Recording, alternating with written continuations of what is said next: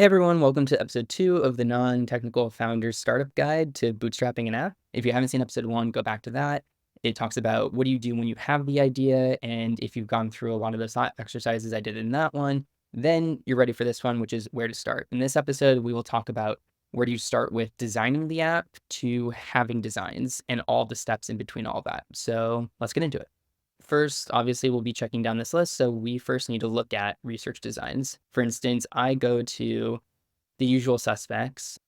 Instagram, Dribble is also very specific to tech designers or UI designers for tech. It's super easy to do all this. You basically just go to search, always do hashtag because it'll give you all of the UI things. So you could just type UI design and it will take you to these pages where you'll then just look at the various design pages. And these are often attached to people's profiles or other profiles that are just monitoring design trends and various other things. What you should do when you're going through this is try to figure out like what designs you like the most. And obviously you can go through all of these. And I guess it also depends if you're going to do a mobile app. I'm going to be talking mostly about how to make a mobile app, but it can be applied also to web design. So yeah, I would go through here, and when you find something that you really like or a designer you really like, if we go just to sheer UI, we'll get a bajillion things. And I would just save people. I would just go through and be like, it's not loading that. Okay, so basically there's a lot more posts and you can see it like on your phone is often a lot better of a profile or a better layout to go through it. So you could say, I like this, and then I would just bookmark it. And then they pretty much always link to the person who did this. So you could go there, you could follow, and what you'll start to see is that as you start following these people, you'll start to get recommended more things just like that. The other websites I also go to is Dribble with 3Bs. This is much more tech-centric, and so you could go through here and be like, wow, this is just like really appealing to me. And often you can find and go to the website. But this is an excellent resource to find designers that you would want to work with. And yeah, it's just like a huge treasure trove. And then obviously there's Pinterest. So I obviously am making an app called Omless, which is a movie recommendation app. And when I was starting, I was trying to think, what are the functionalities of my app and how do I want to implement them? And so the biggest thing you can do is just go through these examples. Some of these apps were never made. They're just design pieces, portfolios for people. And it's easy to have movies because there's easily accessible open source places where you can get all that movie information, posters, synopses, actors, all that. And so we'll get into that way later. But I would just go through this and just see what people are putting together. And you can start to get into the mode of beginning to think about how do you want your app to look? What do you want the vibe? Is it more like this?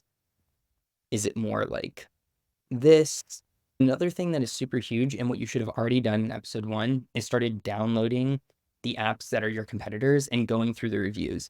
Because when you start going through them, it is valuable to actually see how they lay things out. What do you consciously want to do differently? Because they've obviously iterated and done a lot of user feedback if you're using them often, that you can begin to intuit what your design should be or what is the unique thing that you're going to do differently than everybody else. I think go through this as long as you want. It's fun to see like what other people's takes are at it. I would just go through and try to pick out the features that you want, either from the competitors' apps that you've downloaded, and then go through here just to get an overall view. And then when you're at that point, we will go back to our lists, boom, boom, and we are going to talk about making wireframes. What are wireframes? Wireframes are basically a fancy term for just the outline of what your app is going to look like.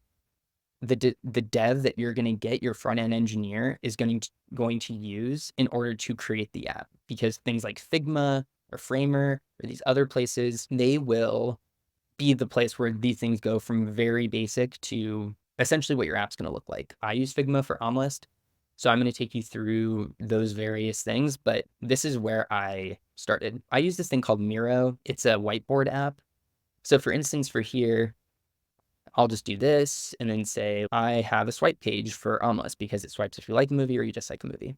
And so if I just want to say that we're going to have a swipe page, then I'm just going to lay out this And obviously I want a nav bar. For the longest time, I didn't want a nav bar. I wanted to do something like Superhuman, which is a mail app. Sometimes when you're starting out, if you're trying to be like really different, what you'll start to find is that a lot of things are the way they are because people have tested them into oblivion. And often the thing that is affecting these apps is not what the artistic intent is of the people that made it, but a lot of what the user feedback pummels them into submission to figuring out. And so what you'll find is that the art with user experience is sometimes in conflict, but the true thing that you need to figure out is how to blend them together. And if it's something that you don't care about all that much and that your app is purely functional, then you might just lean towards UX and just take a lot of user feedback. But we'll start to find is that if you're not conceptualizing the entire scope of your app, you'll start to add a bunch of things that will make your life really difficult because you'll start to get this feature debt. When I was working in Hollywood, I often felt this with scripts that I overcooked, which is something I thought about for too long, as I was too much in the ideation phase. And then I made so many ideas. I had 10 different stories, which you'd have 10 different apps. And you won't know what to do with all of it because if you start just adding features without being mindful about how it's going to affect the user experience, often when there's a lot of things on a page and too much going on, you'll know with certain apps that you've gone to or you've used or potentially your competitors, they just keep adding things that users are saying they want, but the users really want is an intuitive design to get what they want. And ideally, whatever that feature is could be solved in the background or could be solved with your current interface, and you just need to think harder about it. So that's the puzzle. Can you keep an artful, clear design? For me with Omless, it was very important to try to not have a tutorial page. I wanted somebody that if they spoke any language, they could be dropped into the app and immediately know how to get through it. And I think that was my goal for myself. Other people will have different thresholds for what they want or don't want. So obviously I'm still making this thing, and you can just keep going. You could also just be like, okay, this is where my haven't watched, dislike buttons are. And then you just keep going. And this is super helpful, especially for what the next part of the process is going to be, is to keep figuring out how many pages you're going to need for your app. And it will help you also understand that you can do a lot before needing anybody really technical. So this would be movie one, and this would be movie two. Because obviously in my app, I have a battle mode feature because I'm trying to make a ranked log list for you, which is like the key magic to Omless, which is to not only give you a list of your ranked favorite movies, but then compare that against other users' ranked movie lists to then source most similar users to you to give you the best recommendation. I hope that makes sense. I'll get better at pitching it or trying to do multiple things at once. So you can do all sorts of stuff. So I would just lay out your app here and just I don't know. I would just do that. But then like for this app, you'll probably be like, okay, maybe I'll need somebody to be able to click into it. You can double click on swipe and then that'll open up a movie profile page because you'll need a movie profile page so people can look more into the movie and figure out if that's a movie they actually think it is. If I'm on battle mode, if I click these, I can't double click them because then it will mess it up. So then I probably need an information button. And then I was like, oh, it needs an information button below it. You can do a ton of work to actually solve the user experience and the UI way before you even hire a designer. So I would lay out all of your pages that you feel like you need for your MVP. What is an MVP? Hopefully you've read some books if you're at this point, but if you haven't, this concept comes from a book called The Lean Startup, which is what is the most basic version of your app to get out there and start earning money on? Because the second that you start earning money on it means that you will have something that's viable and you can scale from there because your user will start to say more about what they will pay for and it will change the app. For me, this is my first experience doing it and I wanted to make something that I felt really proud of. And so I ignored a bit of that popular wisdom and I wanted to have something that I felt really proud of because I knew that this wasn't only going to be something that I wanted everybody else to experience and feel like it's really intuitive and beautifully done, but I wanted it to represent what I was capable of from a product manager, design, product lead, CEO standpoint. I wanted people to use it and be like, I'm super impressed. But chances are that might not be what your direction is that you just want something super functional, and that's totally cool too. It depends on what you're wanting. So your designs will also be dictated from that. Because there could have been a version of my app where I literally just coded this in like React or Flutter. Also, React and Flutter are your two coding languages, but we'll talk about that, I think, in episode 3. But I could have made this. I took some coding classes and I was able to make very basic things like this. You could also do that. You could have something just super functional and just populate it, and maybe people will think it's like super retro. Because if you think about Notion or these other places, they're not very complicated. There's a minimalism to them that I think people actually dig. So you might be able to hit that. But I wanted to do something that felt artful and have fun with it. So yeah, I would just do this to all of your pages and then save it. You can download this obviously off of here. Super great tool. I've found it to be very helpful. And yeah, so now we're there. So we're making wireframes. You've done the mockups. You will likely use Figma. I'm almost certain of it. Most people use it. And I will show you about my Figma designs and my Figma process at the end of the video. Stick around for that. And you'll get to see all of there's no mistakes, there's only lessons in how I made the app, and you can see what happens. But I actually think there's a better process to get you faster and closer to what you want that wouldn't repeat the same mistakes I did. So yeah, we're going to now figure out, how do you find a designer? Just like the socials, I said, when you're bookmarking things, you can always find the rabbit hole, because chances are if the web design profiles on Instagram, they will be accrediting whatever the designer is. And so I found it as a super useful tool, because then you can just be drawn towards the things that spark your interest and find that a lot of it can be made by the same person. There's people that run in these circles and they obviously post a lot, and you'll find yourself drawn to a very specific person. And I think finding that person that their style resonates with you, find that person that's going to make the app that you feel like you want. Don't get somebody that's going to do something wildly different if they're really good with text-based animation or they're really good at gradients or whatever. Just go for the person that feels like that they naturally do what you already want. I find getting people to do something that's very different than what they normally do is a very rare designer, and sometimes that's harder to find. So I would just find the person that's immediately in the zone that you're striking for. Yeah, so now we're going to go into finding a designer. So you've gone through socials, you've done all of that. If you feel like you still haven't found the person through their website or DMing them, you can obviously go to these other ones. So the first ones I'll show you is Contra and Upwork. So Contra, I'll actually just show you Contra because less people know about it. I feel like it's getting more popular now that they're making people pay for different features. It used to be like this free haven for the more aesthetic, cool freelancers out there, but you'll go here. I'm on my profile. You'll just go to Discover. You can post a job also. I think that might cost a little bit of money now, but it'd be totally worth it. I've always just wanted to source my own people. So you'll go for mobile designer since I'm making a mobile app. You'll be like, okay, there's this person, Marie, and you can look at their stuff.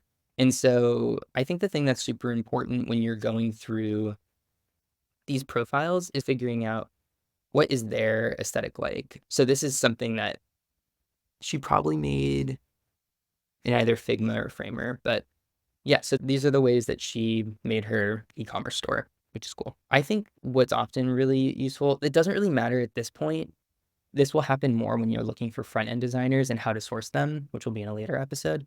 But chances are if they have an app that's launched, that's really good, because then that means that their work has actually been reinforced through user experience. And so the person that is making your app will ideally know how a user will react to it. And it's important to find the line, because a lot of people will say that they don't want to do something because it's not best practices. What is best practices? Google releases these surveys and studies every year through their designers conference. And then it basically says, this is what we have found out based off of what we've designed this year. But if you look at like how Google's laid out, it's not always the best, especially like their new sign-in feature. Like they probably spent $1 million on that, which is like absurd. So some places just get like overly bloated and don't really know, but there is some value to it. So don't outwardly ignore anything. Consider everything.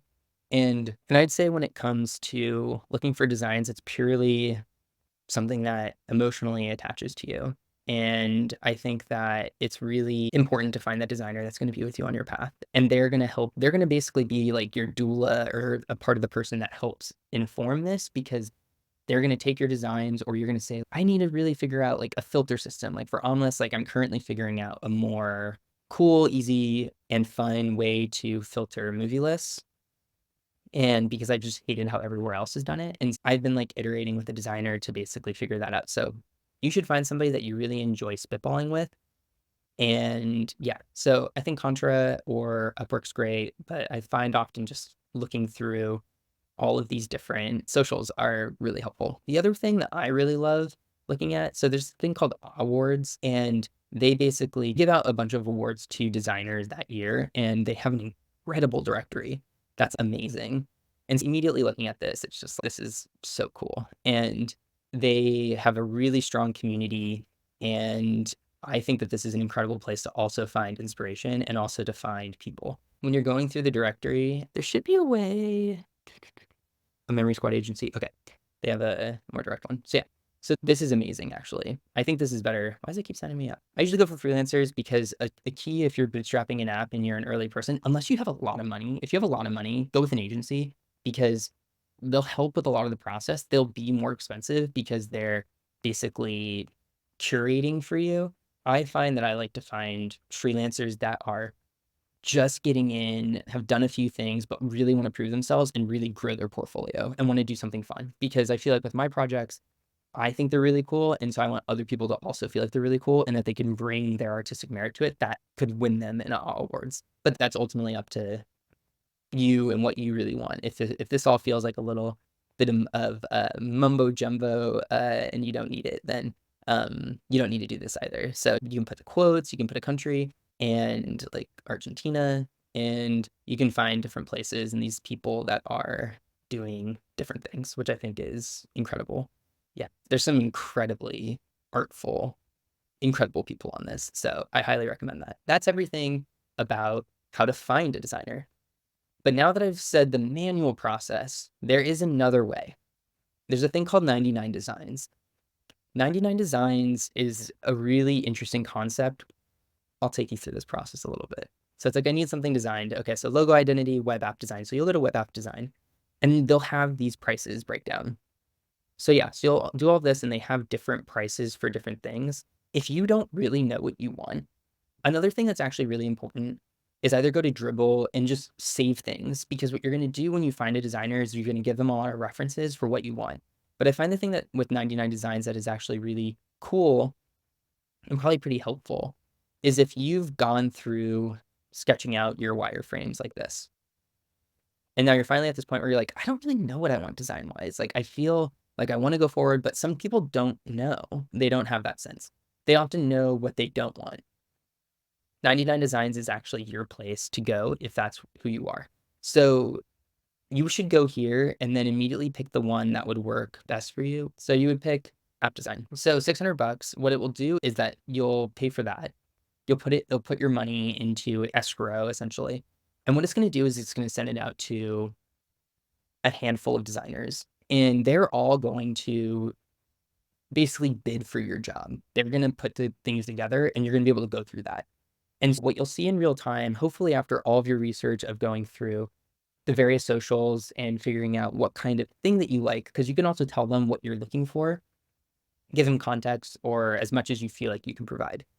And then you just let them go, and then a certain time will go by, and then they will come back with what you need.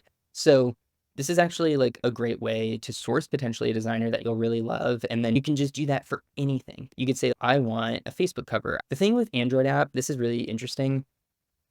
You do not need to build an iOS app and an Android app. With Flutter or React Native, and I'm just saying this, you don't need, so I would just do app design. You didn't be like, oh, I have to also do one for iOS and Android. No, Flutter works for both, and React Native hybrid also works for both. So you don't have to worry about that. So all you have to worry about for this process is app design, and then maybe an app icon. But who knows? Maybe the app designer will actually include those branding materials inside of it. So I would just do that, and then you'll see all of these different ones, and whoever is closest to you, pick that designer, and then they'll get the reward of the money. And then you will essentially start to work with them. But what you can also do is from all the other designs, you can see, oh, this person had a really interesting idea of how to gamify the swipe for movies or battle mode or like, that's an interesting way to lay out profiles, or they imagine that it's a social app and that's not what I'm doing, but I really like what they did with the profile. Take notes. That's super helpful because then you could say, these are the things that I've also been wanting. So you can just keep sourcing more and more information that helps you do that. So 99 Designs is another great way to do that. So there's a lot of different ways to get through this process. There's many roads go to the same place, but it's your own journey. And these are the things that I found that I like the most. And you will obviously gravitate to one thing over the other. But I think 99 Designs is actually a really good source because you can get a lot of things and narrow in. But if you are really specific about what you want, chances are 99 Designs won't be the best thing for you. But yeah, it goes up to whoever. Okay, I'm here, to talk to you about why you should avoid coding early. Most people code way too quickly. And what you'll find with devs is they hate, they can't stand redoing something they just did. You should do as much as you can in this process to alleviate that process as much. Trust me, it'll make it the least painful experience. When you're making an app, so much of the functionality of the app and the idea of the app can be handled in design.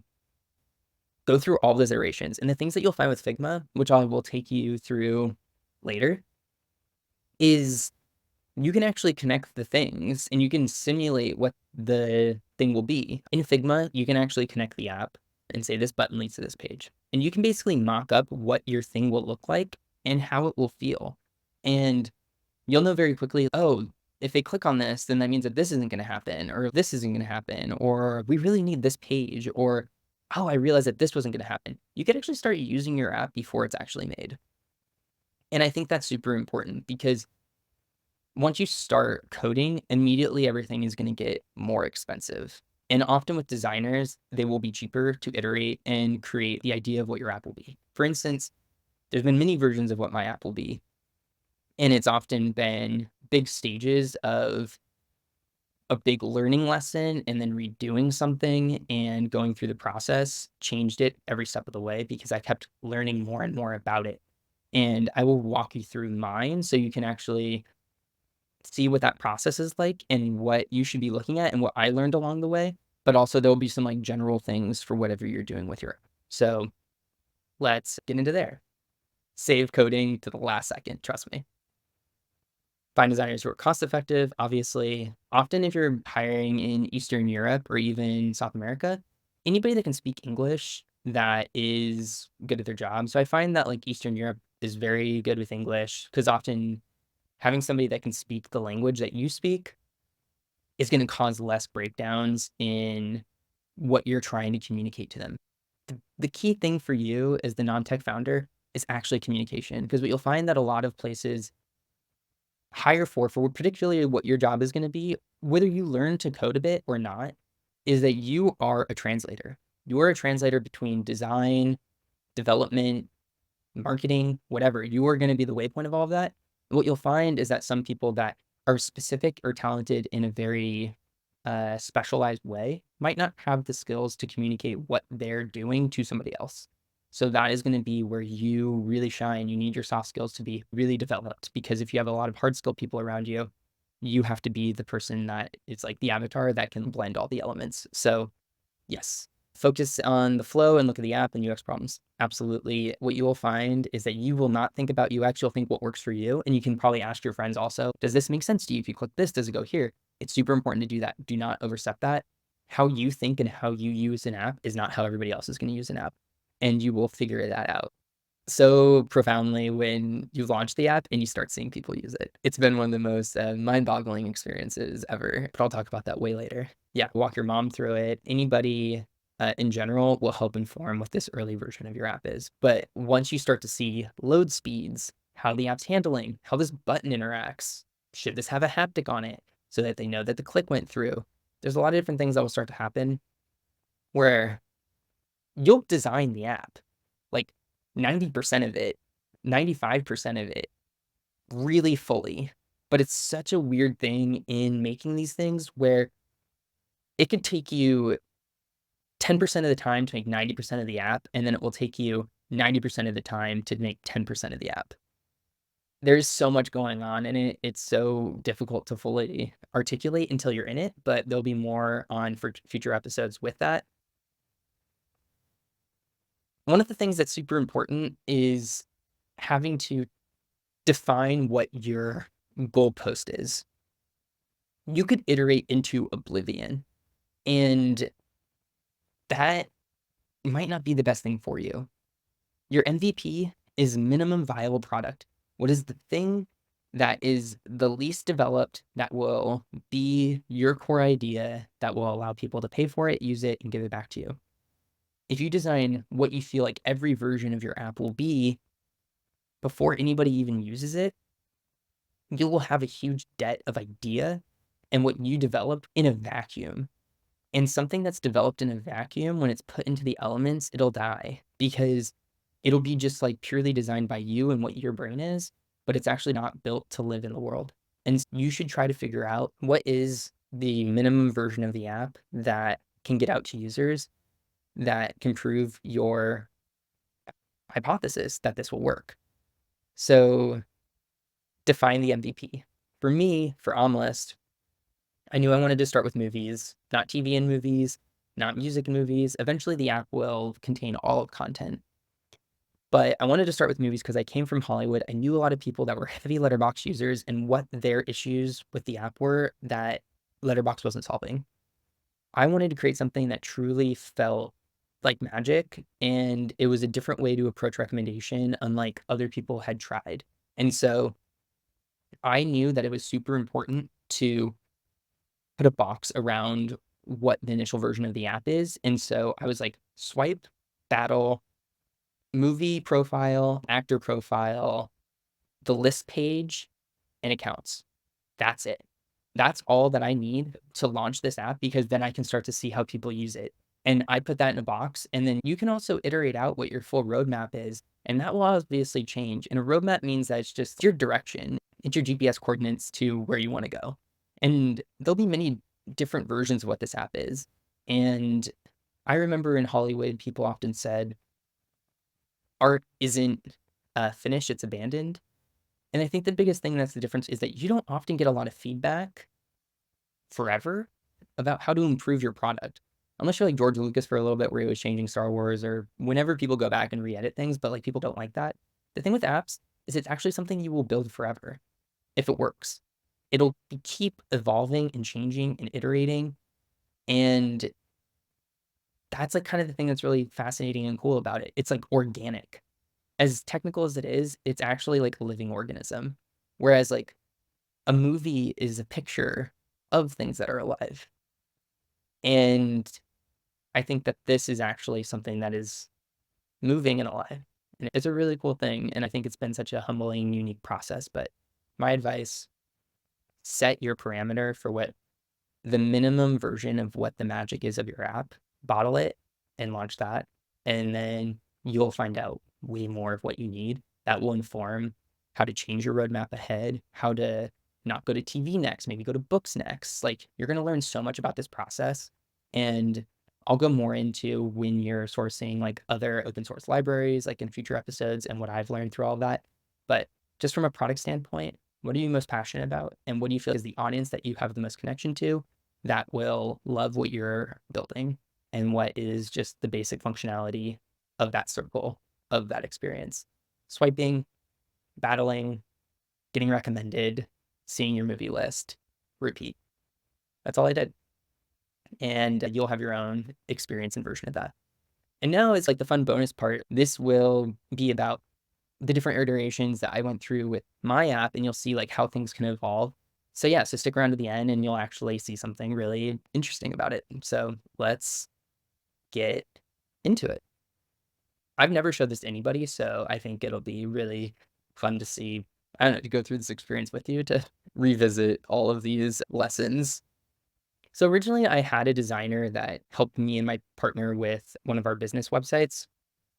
And it's so hard even for me. Sourcing people is like fun when you find the right person. And often what I find is that you shouldn't be afraid to leave something that isn't working because the next thing often always works better. I can almost promise you each iteration beyond where you're going with you learning what you're learning, you will know what to look for way more. By knowing what you're going to look for more, you will find the people that speak in a way that you realize like, oh, this person knows what they're talking about. You'll start to hear and you start to speak the language. You'll start to pick up on these cues of who is a person that knows their stuff and why the person that you're working with, you're no longer working with.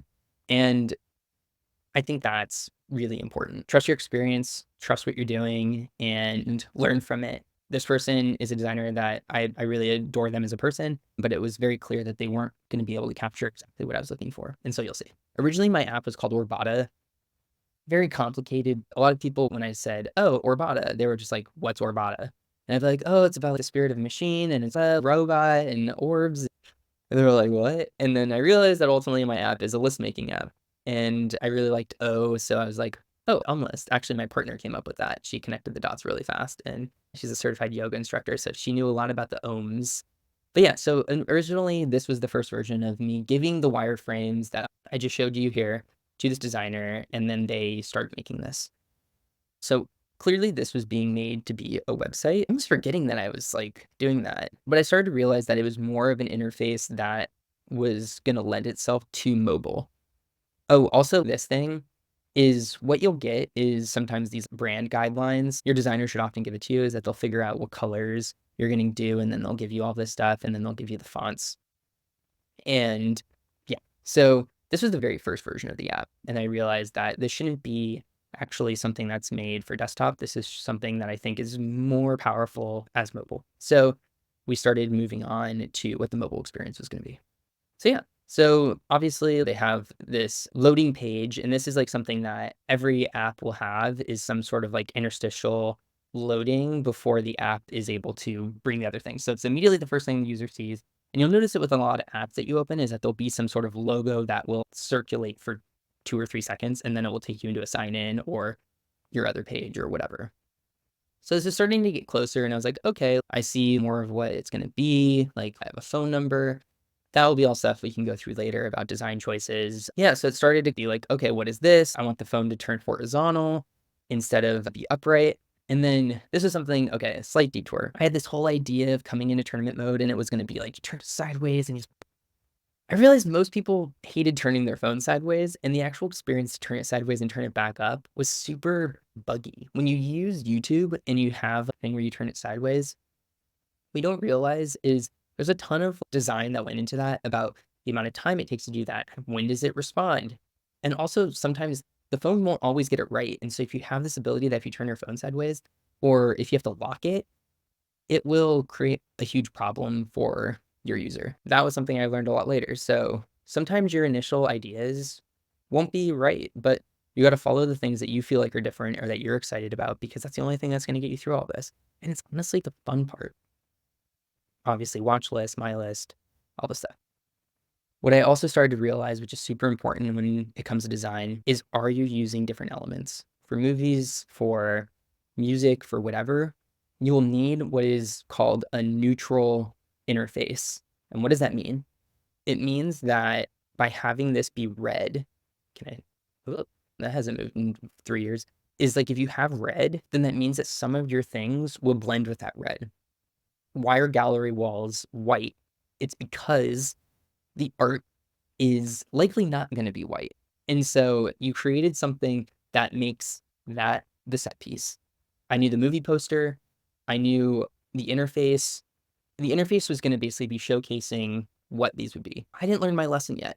And what you'll see is that I was like, I don't like the red. It just doesn't work right. I didn't like this layout. It just felt like the colors were wrong. And I was weirdly obsessed with gold and blue. And you'll start to see what the next version is. Oh man, so, see, it was all you can see what it was going to become, and a lot of this is part of the process. Second revision, and I was like, oh, it should be like the gold light of a movie projector. So we took a bunch of images with movie projectors and just took the color palette code from that, and this is what it came out with. But again, it's so complicated because I was really obsessed with James Turrell and I just really want this thing to be a certain way. And it just kept on not coming through because then it just got to the point where I was just looking at this mango color orange and I love mangoes.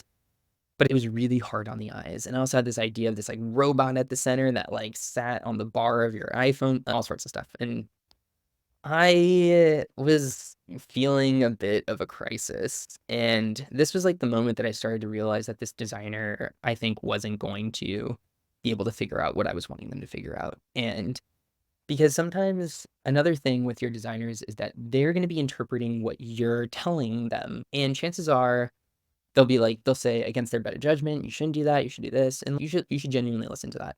But sometimes what they'll also say is, I see what you're going for. I know this other thing.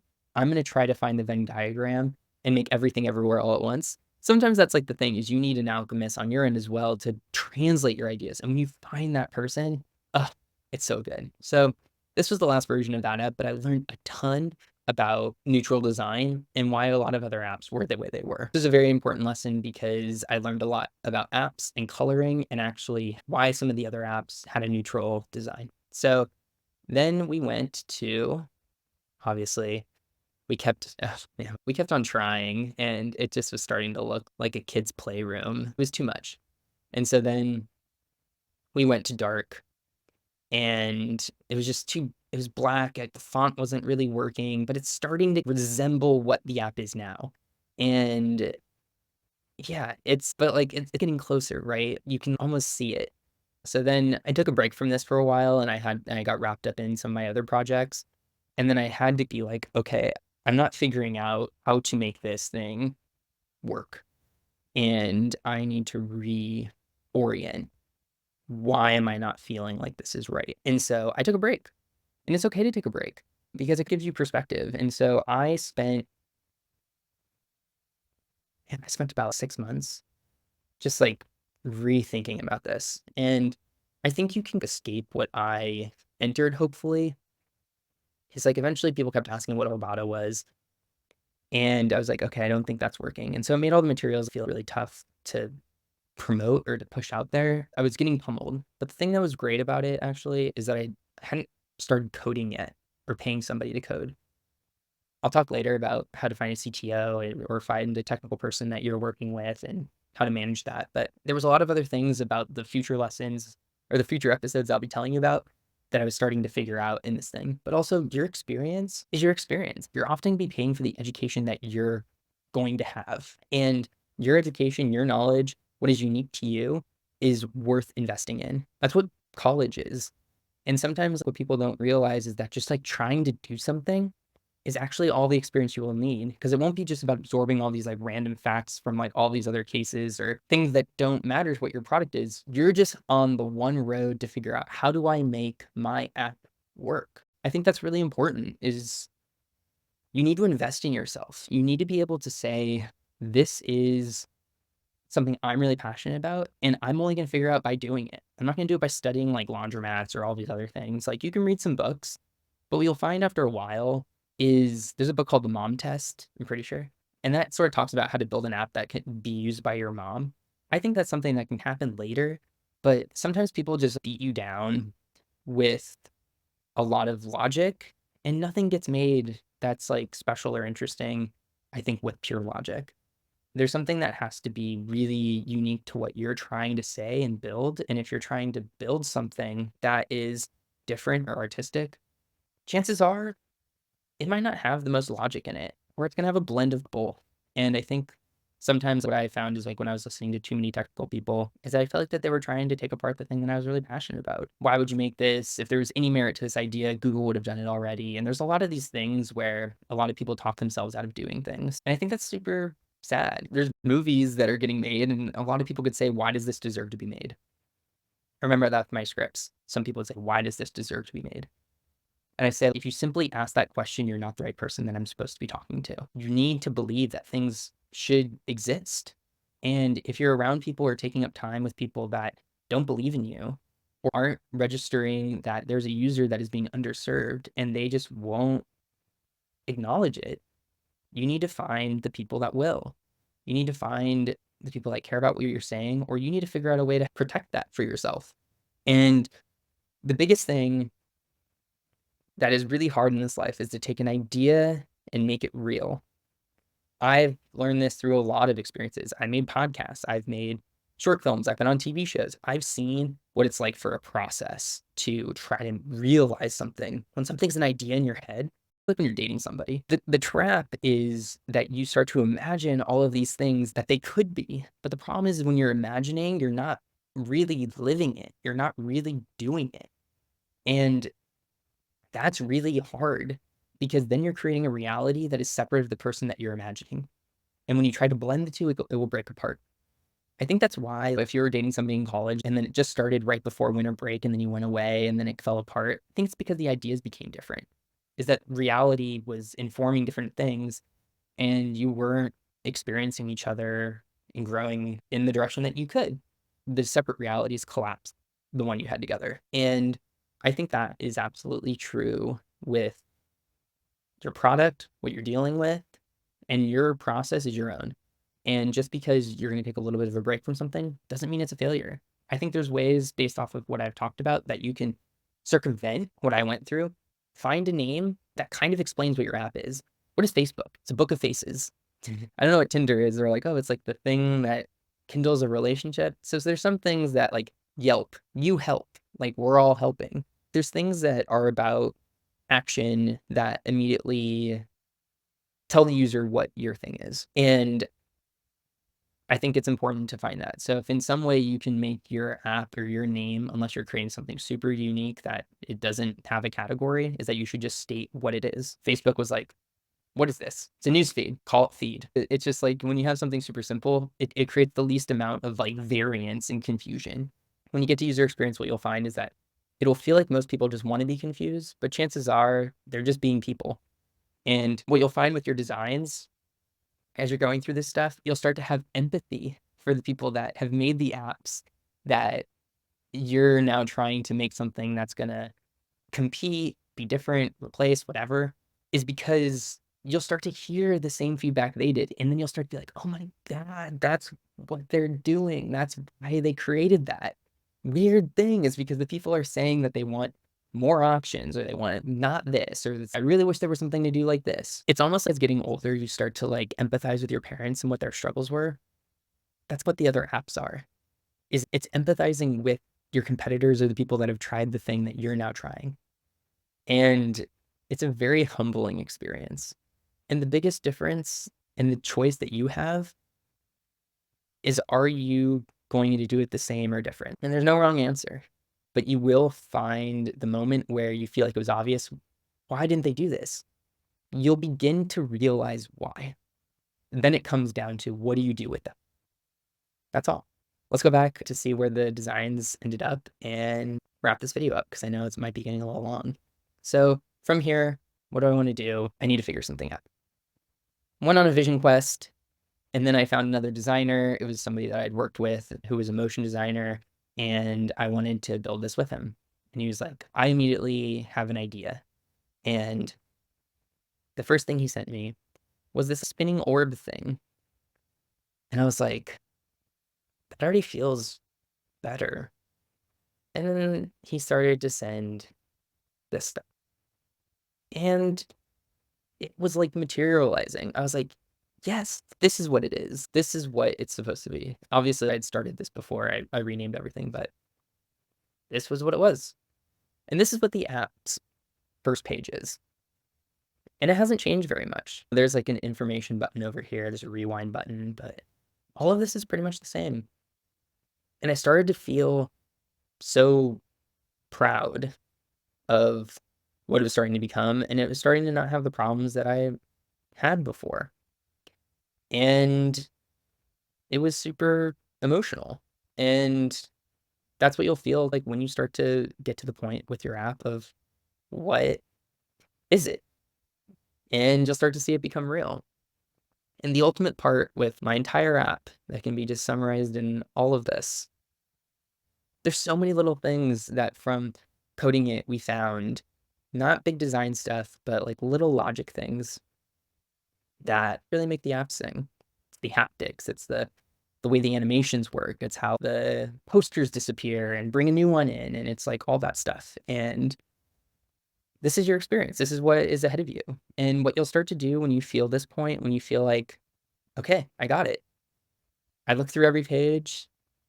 you can simulate it. Here, let me see if I can do it right now. You can start to have this app look like it's real. I think that's so cool.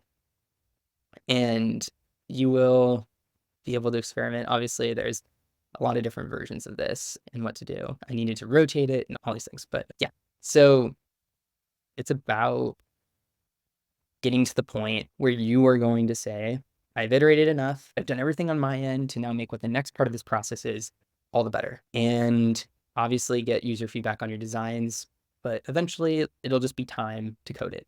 And that's where it is. That's episode 2. That's about where to start. And so what we covered is from an idea to a design.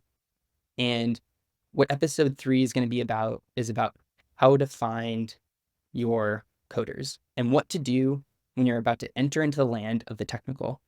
And it is such an important experience, and it's often the thing that is the most difficult because it'll have the most new learning that you'll go through, but it is super important. And I think the things that I've learned and the things I can help you with, whether you want to become technical or not technical, I have a lot of resources for you. But yeah, your app is getting closer than ever. And this is a lot of things that I wish that I knew and I didn't see on the internet as much or at all. And I hope that you feel encouraged and excited. And obviously, if you have any questions, please leave a comment or subscribe for more for when the next video comes out. I'm trying to make these as quickly as I can. But yeah, subscribe, follow, do all those things and comment. And thanks for being on this journey with me. And I hope your journey is going well. And yeah, I'll see you in the next one.